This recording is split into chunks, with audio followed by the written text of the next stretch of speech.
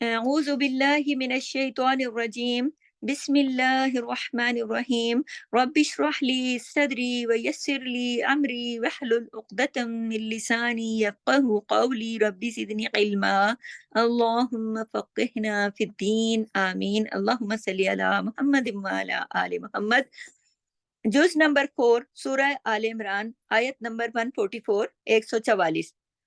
وما محمد اور نہیں ہے محمد صلی اللہ علیہ وسلم الا مگر رسول ایک رسول قد تحقیق قد خلت تحقیق گزر چکے من قبلی الرسل ان سے پہلے کئی رسول.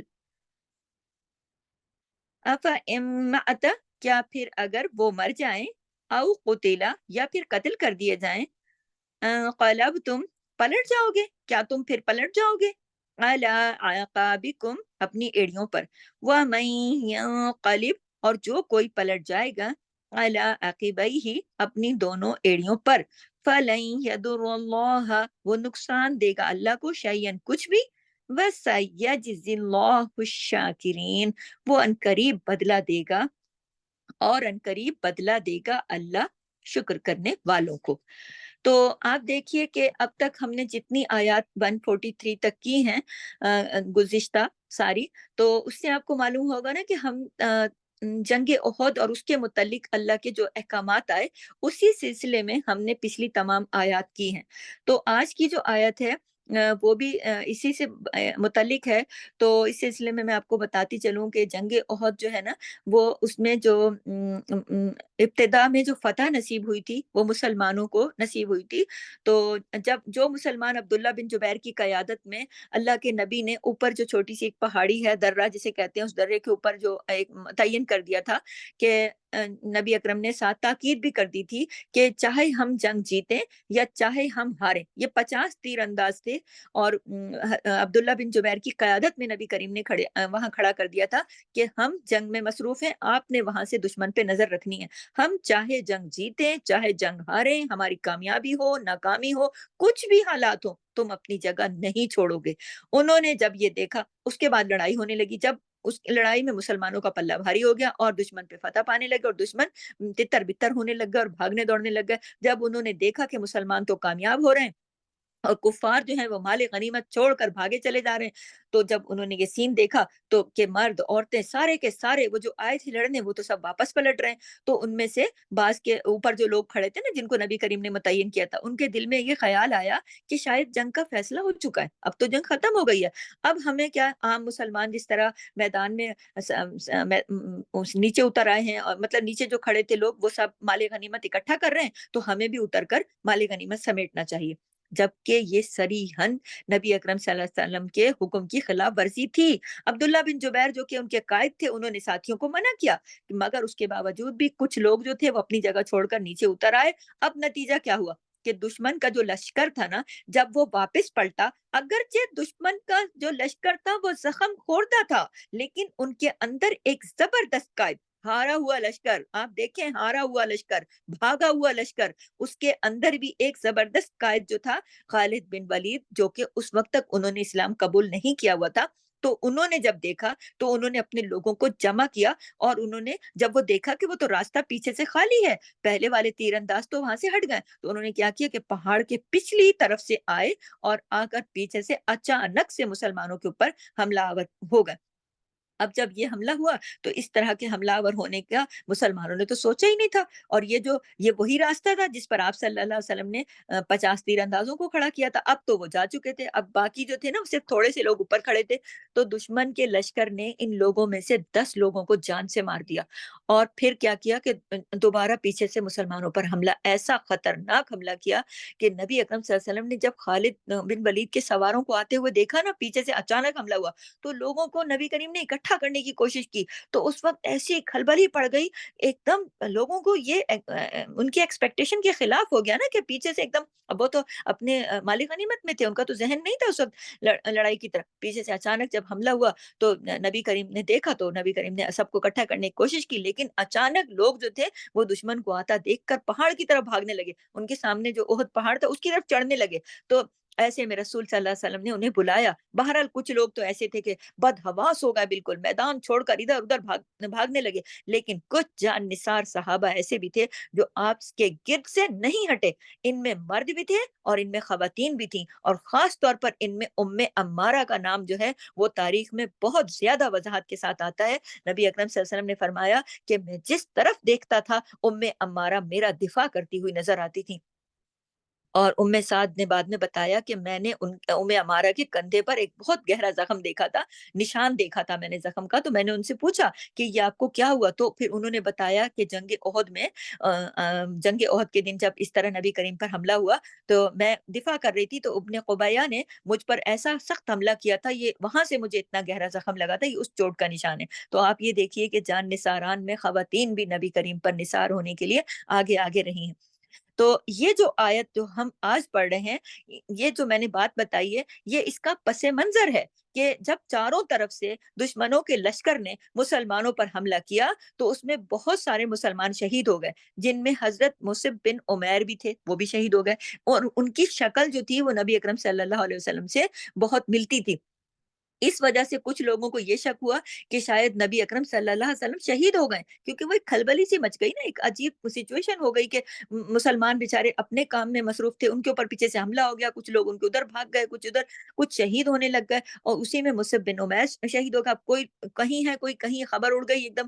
یہ بھی کہا جاتا ہے کہ شیطان نے یہ بات عام کی تھی، یعنی شیطان نے چیخ کر کہا تھا کہ محمد صلی اللہ علیہ وسلم شہید ہو گئے، تو یہ خبر ایسی تھی کہ جنگل کی آگ کی طرح پھیل گئی، جس کی وجہ سے بہت سے مخلص جو صحابہ تھے وہ غم کے مارے نڈھال ہو گئے، اور ان کے اندر لڑنے کی سکت ہی باقی نہ رہی، کیونکہ وہ نبی کریم کی محبت میں آئے تھے نا لڑنے کے لیے۔ جب انہوں نے سنا کہ نبی کریم، اب نبی کریم صلی اللہ علیہ وسلم تو زندہ تھے، لیکن ان کے ہم شکل جو تھے مصعب بن عمیر، ان کچھ کچھ شکل ملتی تھی، وہ شہید ہو گئے تھے، اور اب شیطان نے بھی یہ بات عام کر دی۔ اب جو بیچارے جان نثار تھے تو ان کی تو لڑنے کی سکت ہی باقی نہ رہی۔ تو اس موقع پر پھر اللہ تعالیٰ فرماتے ہیں وَمَا مُحَمَّدٌ إِلَّا رَسُولٌ، اور نہیں ہے محمد مگر ایک رسول، جو یعنی کہ جو اللہ کا پیغام لے کر آئے۔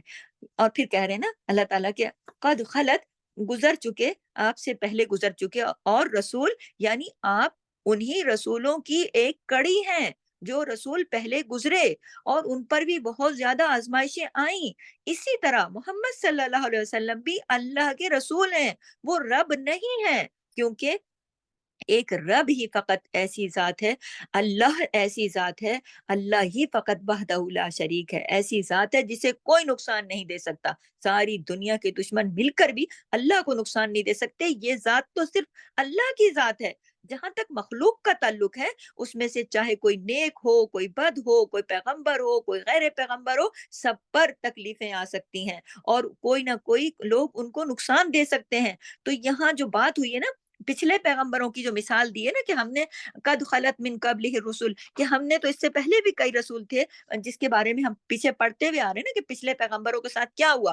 یعنی آپ لوگ پہلے پڑھ چکے ہیں نا کہ بنی اسرائیل نے اپنے نبیوں کے ساتھ، اپنے پیغمبروں کے ساتھ کتنا برا سلوک کیا، اور کیسے وہ ان کے ساتھ کرتے رہے، یقتلون النبیین بغیر الحق، یعنی نبیوں کو ناحق قتل کیا، اور کئی ایک کو کیا، لا تعداد نبیوں کو قتل کیا۔ تو یہاں یہ فرمایا جا رہا ہے کہ اس سے پہلے بھی پیغمبر گزرے ہیں کہ جن پر موت واقع ہوئی ہے، جنہیں قتل کیا گیا ہے۔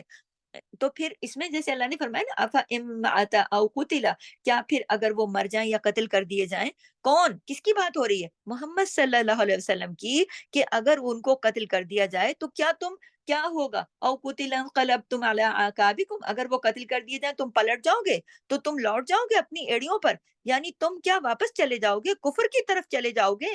جس مقصد کو لے کر آئے ہو چھوڑ دو گے اس کو؟ اپنے دین کی خاطر لڑنے آئے ہو، اپنے رب کی خاطر لڑنے آئے ہو، تو کیا مطلب ہے تمہارا؟ کہ کیسے تم حوصلہ ہار سکتے ہو؟ کہ جب خبر اڑ گئی کہ نبی کریم شہید ہو گئے تو تم حوصلہ کیسے ہار سکتے ہو؟ تمہیں پتہ نہیں ہے کہ پچھلے نبیوں کے ساتھ کیا ہوا؟ پچھلے نبی کیا قتل نہیں کیے گئے؟ اور اگر کیا ایسا ہو بھی جاتا تو تم تو اللہ کے لیے لڑ رہے تھے نا، کیا تم پھر لوٹ جاؤ گے واپس، اپنا مقصد چھوڑ دو گے، کفر کی طرف چلے جاؤ گے، اور پھر الٹ جاؤ گے؟ انقلابا، انقلابا کا جو لفظ ہے نا وہ قلب سے ہے، اور قلب کا مطلب ہوتا ہے پلٹنا۔ اب آپ دیکھیے کہ انسان جو ہے نا چلتا کیسے چلتا ہے، آپ دیکھیں نا آگے آگے چلتا ہے، آگے کی طرف چلتا ہے، ایک قدم اٹھاتا ہے پھر دوسرا اٹھاتا ہے پھر تیسرا، ایسے آگے آگے چلنا آسان ہوتا ہے، لیکن آپ پلٹ کے دیکھیے نا، اپنے ایڑیوں کے بل چلنا شروع کر دیں، کیسے چلیں گے آپ لوگ؟ آپ چل کے دیکھیے گا، الٹا چلیں گے پیچھے کی طرف تو کتنا مشکل ہو جائے گا۔ اور جب انسان جو ہے نا پیچھے پیچھے چلتا ہے پھر کیا ہوتا ہے؟ گر سکتا ہے نا بندہ۔ تو آپ ذرا تصور کریں، چل کے دیکھیں کہ پیچھے چلنے کا تو مقصد ہے گرنے کا، تو گرنے کا سبب بننا ہے کہ الٹا، عموماً بچے چل رہے ہوتے تو مائیں منع کرتے بھائی الٹا مت چلو گر جاؤ گے، کیوں؟ کیونکہ الٹا چلو گے تو گر ہی جاؤ گے، تو اللہ کہہ رہے ہیں کیا پھر تم الٹا چلو گے؟ تو یہ مشکل ہو سکتی ہے نا کہ کسی سے ٹکرا سکتا ہے بندہ، کسی گڑھے میں گر سکتا ہے۔ تو یہاں جو بات ہو رہی ہے اسلام سے پھرنے کی بات ہو رہی ہے، تو اگر کوئی اسلام سے پھرے گا تو وہ کون سے گڑھے میں جائے گا؟ سوچئے ذرا، وہ گڑھا ہے جہنم کا گڑھا، وہ جہنم کا گڑھا ہوگا۔ تو اللہ کے کام سے جو پلٹے گا، میدان چھوڑ کر جو بھاگے گا، تو اس کا تو بھی کیا ہوگا؟ نقصان ہوگا اس کا، کیونکہ میدان جنگ کو چھوڑ کر بھاگنا گناہ کبیرہ ہے، گناہ کبیرہ ہے، بڑے گناہوں میں سے ایک گناہ ہے کہ آپ جنگ ہو رہی ہے اور آپ اس کو چھوڑ کے اپنی جان بچا کے بھاگ گئے، یہ بہت بڑا گناہ ہے۔ تو فرمایا کیا کہ تم محمد کے لیے جنگ کر رہے تھے صلی اللہ علیہ وسلم، کیا تم نبی کے لیے کہ وما محمد الا رسول الا رسول قد خلت من قبله الرسل افإن مات او قتل انقلبتم او قتل انقلبتم على اعقابكم۔ تو کوئی کیا تم سمجھتے ہو کہ کیا تم صرف محمد صلی اللہ علیہ وسلم کے لیے جنگ لڑ رہے تھے؟ اور اگر وہ باقی نہیں رہے تو اب تم کیا کرو گے؟ پھر تم اپنا کام چھوڑ دو گے؟ تم لڑو گے نہیں اللہ کی خاطر؟ تم دین اسلام کو ہی چھوڑ دو گے؟ تم واپس پلٹ جاؤ گے؟ تو تم کس کی خاطر لڑ رہے ہو؟ کیا تم مسلمان نہیں رہو گے پھر کیا کہ اگر نبی نہ رہے؟ تو انسان جو ہے اسلام لاتا کس کے لیے؟ سوچنے کی بات ہے نا، اللہ کے لیے، اللہ کے لیے۔ تو انسان کی ساری وفاداریاں بھی پھر کس کے ساتھ ہونی چاہیے؟ اللہ کے ساتھ ہونی چاہیے۔ اپنی لڑائی اللہ کی خاطر شروع کی ہے تو لڑائی آخری دم تک اللہ کے لیے ہی لڑی جاتی رہے گی۔ دنیا میں کوئی آئے جائے، کوئی کچھ بھی ہو، کچھ ملے نہ ملے، کچھ چھن جائے، کچھ بھی ہو جائے، لیکن حکم کیا ہے کہ اپنے رب کے لیے ہی رہو، یعنی خوشی میں بھی اور غم میں بھی، دونوں حالات میں، کسی بھی حال میں ہو اللہ کو نہ چھوڑو، اسی میں انسان کی بھلائی ہے۔ تو اسی لیے فرمایا کہ جو کوئی اپنی ایڑیوں پر پلٹے گا، یعنی مرتد ہوگا، مرتد سمجھتی نا جو دین سے پھر جائے گا، فَلَن يَضُرَّ اللَّهَ شَيْئًا، ہرگز نہ نقصان کرے گا اللہ کا، یعنی ایسا کرنے سے اللہ کا کوئی نقصان نہیں ہوگا، اللہ تعالیٰ کا کوئی نقصان نہیں ہوگا، بلکہ کچھ بھی کوئی کر لے اللہ کو تو کوئی نقصان دے ہی نہیں سکتا، اللہ کی ذات کا کوئی کچھ نہیں بگاڑ سکتا۔ دیکھیں بعض اوقات نا لوگ اسلام لے آتے ہیں، اسلام لے آتے ہیں، یا پھر کچھ لوگ ایسے ہوتے ہیں کہ دین کا کام شروع کر دیتے ہیں، خدمت کرتے ہیں دین کی، تو اس سلسلے میں دوسروں پر احسان لگاتے رہتے ہیں، ہر وقت جتاتے رہتے ہیں اور بتانے کی کوشش کرتے رہتے ہیں کہ ہم تو بھائی آپ کی وجہ سے، آپ نے کہا تھا کہ قرآن کے ساتھ جڑ جاؤ، آپ نے کہا تھا کہ ہم تو ہر وقت، ہم تو آپ کی خاطر یہ وقت نکالتے ہیں، آپ کی خاطر، تو اگر آپ نے اچھا نہ کیا یا پھر ہمیں توقع کے مطابق ہمیں مطلب آپ نے وہ رسپانس نہیں دیا تو ہم اپنا کام چھوڑ دیں گے۔ بعض لوگ دین کی کام تو کر رہے ہوتے ہیں، احسان اس بندے پہ چڑھا رہے ہوتے ہیں جو انہیں دین کی طرف بلاتا ہے، تو وہ دراصل کسی انسان کو دھمکی نہیں دے رہے ہوتے، وہ دے رہے ہوتے ہیں دھمکی اللہ کو۔ تو کسی انسان کا نقصان نہیں وہ کر رہے ہوتے، بلکہ وہ اپنا نقصان کر رہے ہوتے ہیں۔ اور ہم میں سے کوئی بھی جو چھوٹی بڑی عبادت کرتا ہے، کوئی بھی کرتا ہے، یا پھر دین کا کام کرتا ہے، دین کی کوئی خدمت کرتا ہے، اسے یہ سمجھ لینا چاہیے اچھی طرح، اور کیجیے گا میری بات پہ نوٹ کیجیے گا کہ اگر کوئی دین کا کام کرتا ہے یا چھوٹی بڑی کوئی سی عبادت کرتا ہے تو اس کو یہ سمجھ لینا چاہیے کہ اس کا کسی کے اوپر کوئی احسان نہیں ہے، وہ سب کچھ اللہ کی رضا اور اپنے فائدے کے لیے کرتا ہے، کیونکہ نہ تو اس سے اس کے مطلب یہ خوش نہیں ہو کہ ہم دین کے کام کر رہے ہیں تو ہمارے جو ہے نا اس سے دوسروں کو یہ ہو رہا ہے، نہیں اس سے اور یہ اس بات پہ کوئی ناراضگی بھی نہ ہو کہ بھئی یہ کمی ہو رہی ہے، نہیں، جو کام انسان اللہ کی خاطر شروع کرتا ہے نا اس میں صرف اللہ کی رضا اور خوشنودی ہی مد نظر ہونی چاہیے، پھر اس میں یہ نہ ہو کہ اگر نیت میں یہ بات آ گئی نا، نوٹ کیجیے گا میری بات، کہ اگر انسان کی نیت میں لوگ آ گئے، فرض کرو لوگ آ گئے، تو یاد رکھیے کہ انسان مکمل خسارے میں۔ کیسے؟ یعنی نیت کی خرابی کی وجہ جو ہوتی ہے نا وہ خسارے کی وجہ ہے، انسان کو اللہ بارہا آزمائشوں میں ڈالتا ہے، کیوں ڈالتا ہے اللہ تعالیٰ؟ اس لیے ڈالتا ہے کہ انسان کی نیت کو خالص کر لے اپنے لیے، اور اس میں فرمایا نا وَمَن يَنقَلِبْ، اور ان قریب اللہ جزا دے گا کس کو؟ شکر کرنے والوں کو۔ کون ہے شکر گزار؟ شکر گزار کون ہوتے ہیں؟ سوچیں ذرا، جو ہر حال میں اللہ کے ہر فیصلے پر راضی ہوتے ہیں۔ تو اس آیت سے جو ہمیں سبق ملتے ہیں خاص طور پر وہ یہ کہ دیکھیں ہمیں بہت سارے سبق اور اس آیت سے مل رہے ہیں۔ اس میں یہ ہے کہ اللہ کے جو سب سے پہلی بات جو ہمیں سمجھ میں آ رہی ہے کہ رسول اللہ صلی اللہ علیہ وسلم بھی ایک انسان ہے، بشر ہیں، جیسے باقی تمام رسول تھے، اور آپ پر بھی تکلیفیں آئیں، کیسے؟ جیسے پچھلے رسولوں پر آئیں۔ تو دوسری بات یہ ہے کہ رسول بھی انسان ہیں، رب نہیں ہے، رب صرف ایک ہی ہے۔ تو تمام انسانوں میں جو ہیں، ہاں اللہ کے جو محبوب لوگ ہوتے ہیں نا، قریب لوگ ہوتے ہیں، مقرب لوگ ہوتے ہیں، تو ان کے رتبے درجے تو الگ ہوتے ہیں، لیکن اللہ تو ایک ہی ہے۔ اللہ کی ذات میں اور انسان میں تو فرق ہے نا۔ تو تیسری بات اس سے یہ پتہ چلتی ہے کہ رسول صلی اللہ علیہ وسلم خاتم النبیین ہیں۔ کیسے پتہ چلا؟ ایسے پتہ چلا کیونکہ اس آیت میں کہا گیا نا کہ قد خلت من قبلہ الرسل، کیوں؟ آپ سے پہلے رسول گزرے۔ اس میں یہ نہیں کہا گیا کہ جو آپ کے بعد رسول آئیں گے تو پھر ان کے ساتھ بھی ایسا ہوگا، نہیں، کہا یہ جا رہا ہے کہ جو آپ سے پہلے رسول آئے ان کے ساتھ بھی ایسا ہوا۔ تو کیا پتہ چلتا ہے کہ آپ کے بعد کسی رسول نے اگر اول تو اگر آنا ہی نہیں ہے، اگر آنا ہوتا تو پھر اللہ تعالیٰ ذکر کر دیتے نا۔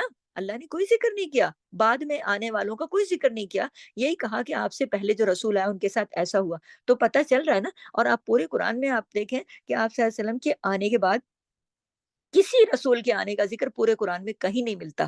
جو باتیں ملتی ہیں وہ پچھلے رسولوں کی ملتی ہیں، کہیں بھی یہ نہیں کہا گیا کہ آپ کے بعد بھی کوئی رسول آئے گا۔ تو اس سے کنفرم ہے کہ ہمارے نبی خاتم النبیین ہیں، اور آپ سے پہلے جو رسول گزرے ہیں، اور آپ یہ دیکھیے کہ ان کے بارے میں ساری بات آئی ساری تفصیل آئی ہے، اور یہ بھی آئی ہے کہ رسولوں پر بھی موت آتی ہے، یا پھر اور یہاں سے یہ پتہ چل رہا ہے نا کہ موت بھی آتی ہے، قتل بھی کر دیے جاتے ہیں، لیکن یاد رکھیے کہ موت کے بعد رسولوں کے ساتھ ہاں مختلف معاملہ ہوتا ہے، عام انسانوں سے ہٹ کے ہوتا ہے، اچھا معاملہ ہوتا ہے، عام انسانوں سے ہٹ کے ہوتا ہے۔ اس کی مثال یہ ہے کہ جیسے عام انسان جو ہیں ان میں سے جو شہداء ہیں ان کو فضیلت ہوتی ہے، کیونکہ دیکھیں شہداء کے لیے نا کہ شہید کی جو برزخ کی زندگی ہے وہ باقی لوگوں سے افضل ہے۔ اللہ نے فرمایا انہیں مردہ نہ سمجھو، ہم انہیں رزق دیتے ہیں شہیدوں کو۔ تو جیسے عام انسانوں سے شہداء کی فضیلت زیادہ ہے، اسی طرح پیغمبروں کو شہداء سے بڑھ کر رتبے حاصل ہیں۔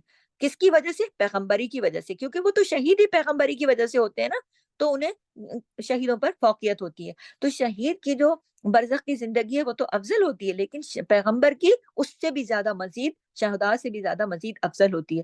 یہ بات احادیث سے پتہ چلتی ہے کہ شہیدوں کے جسموں کی مٹی جو ہے نا اس کا کوئی نقصان نہیں ہوتا، وہ تو مرنے کے بعد بھی ان کے جسم سلامت رہتے ہیں، لیکن دنیا میں ان پر تکلیفیں آتی ہیں اور آ سکتی ہیں، جیسے آپ صلی اللہ علیہ وسلم نے وفات کے قریب فرمایا، نبی کریم صلی اللہ علیہ وسلم نے خود فرمایا کہ میں نے خیبر کے موقع پر بکری کا ایک زہر آلود جو گوشت کا مطلب ایک نوالا ہی منہ میں رکھا تھا، اس کے اثرات اب تک مجھے محسوس ہوتے ہیں، یعنی ان پر ان کو جو تکلیف ہوتی تھی، اس ارشاد سے پتہ چلتا ہے کہ وہ جو زہر تھا اس کے اثرات انہیں بعد میں بھی پتہ چلتے تھے، تکلیف کوئی ہوتی ہوگی ظاہر ہے۔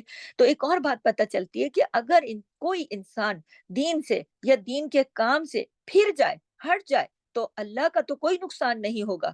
دنیا میں کسی کمپنی کو اگر کوئی انسان چھوڑ دیتا ہے، کوئی اسکلڈ پرسن ہوتے ہیں جو چھوڑ دیتے ہیں، تو کمپنیوں کو تو شاید نقصان ہوگا وقتی طور پر، جب تک کہ وہ دوسرا بندہ ہائر نہیں کر لیتے اسی لیول کا، اسی کیٹیگری کا، اسی کوالیفیکیشن کا، اسی صلاحیتوں والا، اتنا ہی قابل، اتنا ہی ایکسپیرینس فل، جب تک وہ دوسرا بندہ ہائر نہیں کر لیں گے ان کو، وہ تو ان کی سیٹ خالی ہوگی۔ لیکن اللہ کو کوئی نقصان نہیں دے سکتا، کیوں؟ اللہ بندوں کا محتاج نہیں ہے، اللہ کسی کا محتاج نہیں ہے، بلکہ ہم اس کے محتاج ہیں۔ اگر کوئی خوشی سے دین کی خدمت کرتا ہے تو اللہ تعالیٰ بے حد اس کے قدردان ہے اور اس کو بے حد جزا دیں گے، اور اللہ کی دی ہوئی جزا جو ہے نا اس سے بڑھ کر کوئی چیز ہے ہی نہیں۔ ٹھیک ہے، تو اس بات کو ہمیشہ یاد رکھنا چاہیے، جو کہ ہم نے آج آیت نمبر 44 کی، اور اس میں ہم نے یہ تمام چیزیں سیکھی کہ اللہ تعالیٰ نے اس آیت کو جب اتارا تو اس کا مقصد ہی یہ تھا کہ اگر محمد صلی اللہ علیہ وسلم کے جیسے کہ شہید ہونے کی خبر اڑ گئی تھی، شہید نہیں ہوئے تھے وہ حد میں، تو جو لوگوں کے حوصلے پست ہوئے، تو اللہ نے فرمایا کہ کیا نبی کی خاطر لڑ رہے تھے کیا؟ یا اگر نبی نہ رہے تو کیا تم دوبارہ پلٹ جاؤ گے، دین اسلام کو چھوڑ دو گے اور کفر پہ چلے جاؤ گے؟ تو تم اپنا نقصان کرو گے، اللہ کا نہیں۔ تو ہمارے لیے بڑی سمجھنے کی چیزیں ہیں کہ ہم دین سے جڑے رہتے ہیں یا دین کا کام کرتے ہیں تو ہم اپنے لیے بھلائی کرتے ہیں، اور اللہ کا تو کوئی کچھ بگاڑ ہی نہیں سکتا۔ اور دوسری بات یہ کہ نبی بندے بشر ہیں، ان کے ساتھ بھی موت کا معاملہ ہو سکتا ہے، لیکن ہم نے اپنی جو ہر کام کرنا ہے تو نظر اللہ پر رکھنی چاہیے۔ اور عنقریب اللہ تعالیٰ بدلہ دیں گے، یعنی اگر جو بھی اچھا کرتا ہے، کوئی بھی عمل کرتا ہے تو وہ اللہ کی خاطر کرتا ہے تو اللہ تعالیٰ اس کو بدلہ دیں گے، اور کس کو؟ شکر کرنے والوں کو۔ تو یہاں پر ہماری آیت نمبر 144 کمپلیٹ ہوتی ہے، اور دیکھیں کہ شکر کرنے والوں کا بھی کتنا اچھے سے اللہ تعالیٰ نے ذکر کیا ہے نا، کہ اللہ تعالیٰ شکر کرنے والوں کو اس کا بہترین اجر دیں گے، یعنی کہ ہر حال میں شکر بھی کرنا ہے۔ یہ بھی اس آیت کا پیغام ہے، ہر حال میں غم ہو، کیونکہ دیکھیں احد کا جو موقع تھا وہ غم کا موقع تھا نا، وہ پریشانی کا موقع تھا، تو وہ پریشانی ہو، غم ہو، کسی بھی طرح کے حالات ہو تو اللہ کا شکر کرنا ہے، کیونکہ اللہ تعالیٰ عنقریب بدلہ دے گا شکر کرنے والوں کو۔ تو یہ یاد رکھیے کہ اللہ تعالیٰ بہت قدردان ہے، وہ کسی کی کسی بھی چیز کو ضائع نہیں کرتے۔ تو کہ کوئی بھی حالات ہوں تو نظر اللہ کی رضا اور اللہ کی خوشنودی پر رکھ کر ہی عمل کرنا چاہیے، یہ اس آیت کا پیغام ہے۔ سبحانک اللہم و بحمدک، نشہد ان لا الہ الا انت، نستغفرک و نتوب الیک۔ السلام علیکم ورحمۃ اللہ وبرکاتہ، جزاک اللہ خیر۔